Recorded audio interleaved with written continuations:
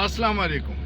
पाकिस्तान में सच बोलना जुर्म बन गया है और सच बोलने वालों पे ज़मीन तंग की जा रही है।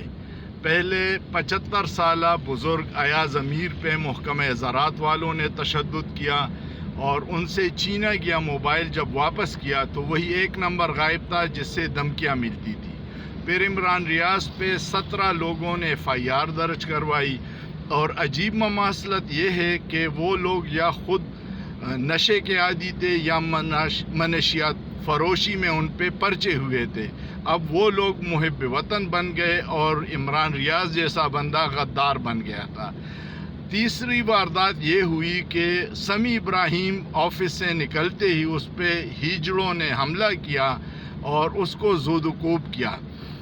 मेरा एक हमदर्दाना मशवरा है, अगर बात हिजड़ों की आ गई है कि वो अब आपकी जंग लड़ेंगे तो मेरे ख़्याल में आप सुलह कर लें।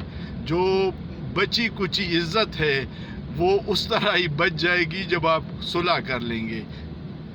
ये लोग आपका दिफा नहीं कर सकते। आवाम में आपके ख़िलाफ़ बहुत शदीद गम गुस्सा है कि जो हम पे इम्पोर्टेड हुकूमत मुसल्लत की गई है उससे जो आवाम अज़ाब में मुब्तला है, इसका ख़ात्मा उस सूरत होगा जब आप फेयर एंड फ्री इलेक्शन करवा दें। सोचिए, सोचना जुर्म नहीं है।